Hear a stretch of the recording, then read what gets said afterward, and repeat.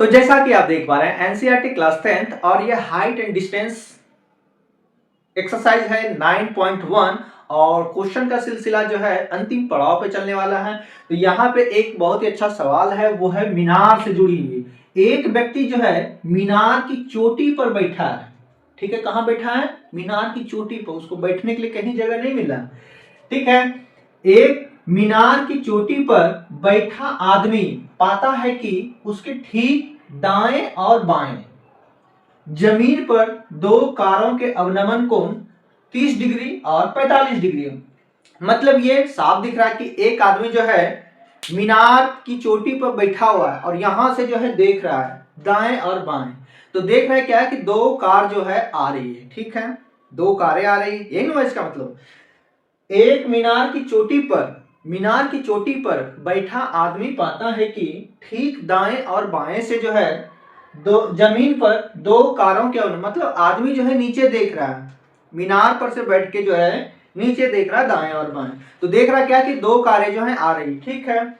यदि दोनों के अवनमन को, तो आपको बताए हैं अवनमन ऊपर रहे, ऊपर से नीचे, अवनमन ऊपर से नीचे, अवनमन नीचे से ऊपर, उन्नतांश या फिर जो है उन्नयन कोण।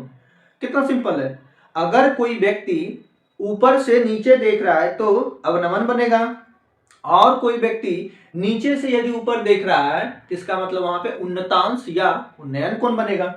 तो क्रमशः जो है 45 और 30 डिग्री। यदि मीनार की ऊंचाई 100 मीटर हो तो बताना है कि दोनों कारों की जो है बीच की दूरी क्या होगी।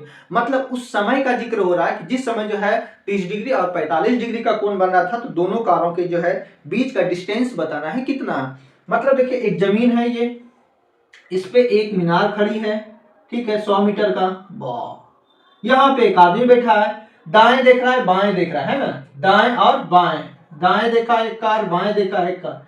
दाएं बन रहा है 30 डिग्री का कोण और बाएं बन रहा है 45 डिग्री का कोण। तो यहां से देख रहा है ऊपर से, तो ऊपर में कौन बनेगा? अवनमन कोण का जिक्र हो रहा है, अवनमन कोण का जिक्र हो रहा है तो ऊपर में बनेगा। और इसके लिए हमें एक क्षैतिज लाइन खींचना होगा जमीन के पैरेलल। समझ पा रहे हैं? बहुत बढ़िया। तो यहाँ पे बनेगा कितना? 30 और यहाँ पे बनेगा कितना? 45। और इसी के जो है एकांतर कोण यहाँ पे बन जाएगा हमारा 45 और ये हो जाएगा। तो इसी से मिलता जुलता एक अच्छा खासा फिगर क्रिएट कर लेते हैं और उस फिगर में कौन क्या है इसके बारे में जो बढ़िया से लिख लेते हैं।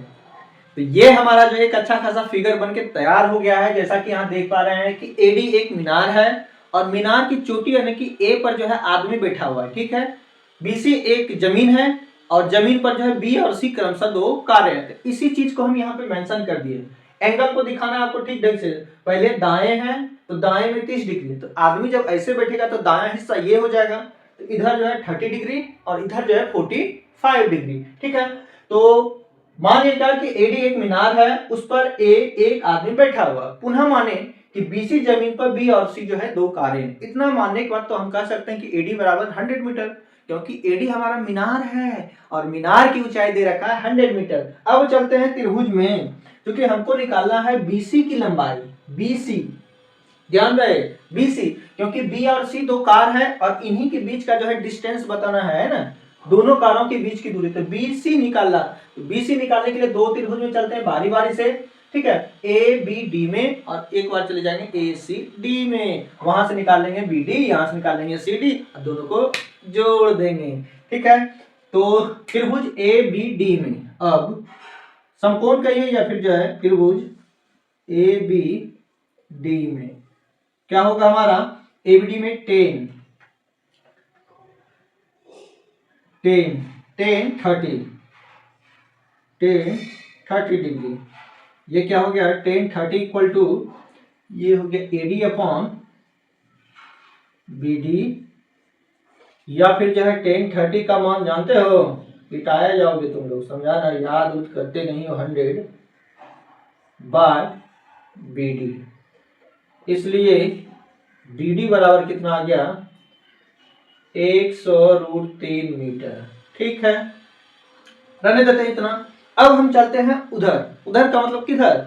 ए सी डी में, पुनः यहीं पे ले लेते हैं, ठीक है। आप लोग को नीचे लिखना है, बार बार कर रहे हैं, एक पैटर्न में लिखने की कोशिश कीजिए, प्रैक्टिस कीजिए, ठीक है। पुनः त्रिभुज ए सी डी में यहां भी लगेगा 10, तो लगा दीजिए इसमें tan 45 डिग्री। tan 45 क्या हो जाएगा, तो AD अपॉन CD, ठीक है। या tan 45 का वैल्यू हम जानते हैं कि 1 होता है, AD का मान 100 और CD का मान पता नहीं है, ठीक है। तो यहां से क्रॉस मल्टीप्लीकेशन करते हैं तो ये CD बराबर हो गया हमारा 100 मीटर, ठीक है। अब यहां से क्या करना है, चूंकि CD जो BC जो है कार के बीच का डिस्टेंस है, दूरी है, तो अब निकालते हैं हम दोनों कारों के बीच की दूरी। अतः फाइनल स्टेप अतः दोनों कारों के बीच की दूरी क्या हो जाएगा, ध्यान से एकदम लिखो, BD प्लस CD। BD का वैल्यू कितना है, BD का वैल्यू कितना है 100√3 प्लस CD का वैल्यू अभी अभी निकाले हैं 100 ले लो कॉमन, तो क्या हो जाएगा √3 प्लस 1, और यहीं पे इसका कैलकुलेशन कर देते हैं, ठीक है। तो लेकिन जाएगा नीचे, ये ध्यान में रहे, ये हो जाएगा हमारा क्या 100, और √3 का वैल्यू क्या होगा 1.73 प्लस 1 दिया है तो ठीक है, नहीं तो आप जो है जनरली जो है 1.73 ही यूज कीजिए, ठीक है। ये आ गया 100 इंटू 2.73 मीटर, या फिर इसको जैसे ही गुना करेंगे 100 से, इसका दोनों पॉइंट जो है उड़ जाएगा 273 मीटर, और यही जो है आ जाएगा दोनों कारों के बीच की दूरी। तो इजी ही कहेंगे ये, ठीक है। पिछले के बनस्पत तो हल्का ही था, बस समझने का फेर है, सवाल समझे, फिगर बनाए, कहानी जो है द एंड हो गया। तो चलिए मिलते हैं नेक्स्ट क्वेश्चन में, तब तक के लिए